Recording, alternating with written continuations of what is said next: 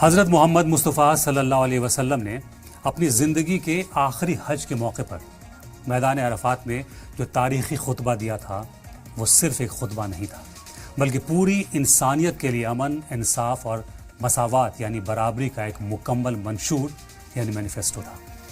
اس خطبے کی شروعات انہوں نے قدرت کی تعریف اور اس کی بڑائی بیان کرتے ہوئے کی تھی، اور پھر وہاں موجود ہزاروں کے مجمع کو بڑے ہی پیار اور سنجیدگی سے مخاطب کیا۔ انہوں نے لوگوں سے کہا کہ میری باتوں کو بہت دھیان سے سنو، کیونکہ مجھے نہیں معلوم کہ اس سال کے بعد میں کبھی بھی اس جگہ تم سے دوبارہ مل سکوں گا یا نہیں۔ ان کے اس شروعاتی انداز نے ہی پورے ماحول کو بے حد جذباتی اور سنجیدہ بنا دیا تھا، کیونکہ سب کو اندازہ ہو رہا تھا کہ یہ ان کے محبوب نبی کا آخری پیغام ہے۔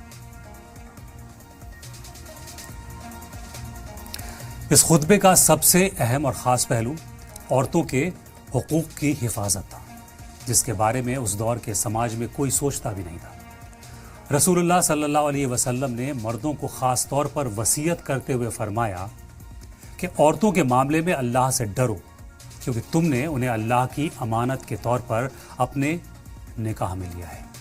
انہوں نے مردوں کو یاد دلایا کہ عورتوں پر تمہارے کچھ حق ہیں تو تمہارے اوپر بھی عورتوں کے واجب حقوق ہیں۔ انہوں نے حکم دیا کہ اپنی بیوی اور گھر کی دوسری عورتوں کے ساتھ ہمیشہ بھلائی، محبت اور نرمی کا برتاؤ کرو۔ سماج میں عورتوں کو یہ عزت اور مقام دے کر انہوں نے آنے والی تمام نسلوں کے لیے خاندانی اور سماجی زندگی کو سنوارنے کا ایک بہترین راستہ دکھا دیا تھا۔ رنگ، نسل، ذات، برادری، قبیلے اور اونچ نیچ کی دیواروں کو گراتے ہوئے انہوں نے انسانیت کی برابری کا ایسا اعلان کیا جس کی مثال دنیا کی تاریخ میں کہیں نہیں ملتی۔ انہوں نے صاف کہا کہ لوگو، تم سب کا رب ایک ہے اور تم سب ایک ہی باپ یعنی آدم کی اولاد ہو، اور آدم کو مٹی سے بنایا گیا تھا۔ اس لیے کسی عرب کے رہنے والوں کو کسی غیر عرب پر اور کسی غیر عربی کو کسی عرب والے پر کوئی بڑائی یا فوقیت حاصل نہیں ہے۔ اسی طرح نہ تو کسی گورے کو کالے پر اور نہ ہی کسی کالے کو گورے پر کوئی فضیلت حاصل ہے۔ اللہ کے نزدیک بڑا اور عزت والا صرف وہ انسان ہے جس کے اعمال اچھے ہیں اور جس کے دل میں اللہ کا ڈر ہے، پرہیزگاری ہے۔ انہوں نے یہ بھی صاف کیا کہ اب ہر انسان اپنے کرموں یعنی اعمال کے لیے خود ذمہ دار ہوگا، کسی کے گناہ کا بوجھ کسی اور پر نہیں ڈالا جائے گا۔ اسی آخری خطبے میں امانت میں خیانت نہ کرنے کی تاکید کرتے ہوئے آپ نے فرمایا کہ معاشی اور سماجی استحصال کو ختم کرنے کے لیے بیاج یعنی سود کو پوری طرح سے حرام اور ناجائز قرار دیا جاتا ہے۔ انہوں نے صاف لفظوں میں کہا کہ دور جہالت کے سارے بیاج آج سے ختم کیے جاتے ہیں، اور سب سے پہلے میں اپنے سگے چچا عباس بن عبد المطلب کے بیاج کی رقم کو معاف کرتا ہوں۔ اس طرح انہوں نے معاشی برابری کی بنیاد رکھی تاکہ امیر غریبوں کا خون نہ چوس سکے۔ اس کے ساتھ ہی انہوں نے سماج کے سب سے کمزور طبقے یعنی غلاموں اور نوکروں کے حقوق پر بہت زور دیا۔ انہوں نے ہدایت دی کہ جو تمہارے ماتحت کام کرتے ہیں ان کے ساتھ ویسا ہی سلوک کرو جیسا تم اپنے ساتھ کرتے ہو۔ جو تم خود کھاتے ہو انہیں وہی کھلاؤ، اور جیسا تم خود پہنتے ہو ویسا ہی انہیں پہناؤ۔ ان کے ساتھ ذرا بھی زیادتی اور غیر برابری نہ کی جائے۔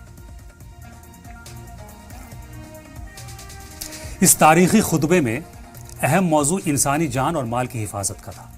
نبی کریم صلی اللہ علیہ وسلم نے صاف طور پر اعلان کیا کہ ہر انسان کی جان، اس کا مال اور اس کی عزت ایک دوسرے کے لیے اتنی ہی ضروری ہے جتنا کہ حج کا یہ مہینہ اور یہ شہر مکہ۔ انہوں نے صدیوں سے چلی آ رہی جہالت اور ظلم کی رسموں کو ہمیشہ کے لیے ختم کر دیا۔ انہوں نے کہا کہ پرانے زمانے کی دشمنی اور خون کے بدلے خون لینے کا جو سلسلہ قبیلوں کے بیچ چلتا آ رہا تھا اسے اب پوری طرح پیروں تلے کچلا جاتا ہے۔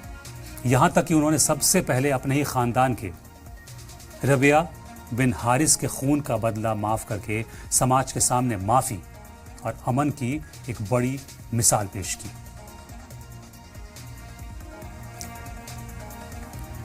خطبے کے آخری حصے میں وہاں موجود لوگوں کو آپس میں بھائی بھائی بن کر رہنے کی تاکید کی۔ انہوں نے دنیا سے رخصت ہونے سے پہلے دو بے حد اہم چیزیں سونپتے ہوئے کہا کہ میں تمہارے بیچ اللہ کی کتاب یعنی قرآن اور اپنے طریقے یعنی سنت کو چھوڑ کر جا رہا ہوں۔ دوسری روایتوں کے مطابق آپ نے فرمایا کہ میں تمہارے بیچ کتاب اور اہل بیت چھوڑ کر جا رہا ہوں، جب تک تم انہیں مضبوطی سے پکڑے رہو گے کبھی گمراہ نہیں ہوگے۔ اس کے بعد انہوں نے آسمان کی طرف انگلی اٹھائی اور اللہ کو گواہ بناتے ہوئے لوگوں سے پوچھا کہ کیا میں نے اللہ کا پیغام تم تک پہنچا دیا ہے؟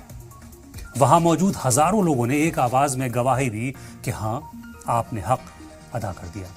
تب نبی کریم صلی اللہ علیہ وسلم نے فرمایا کہ اے اللہ تو گواہ رہنا، اور جو لوگ یہاں موجود ہیں وہ میری ان باتوں کو ان تک پہنچا دیں جو آج یہاں موجود نہیں ہیں۔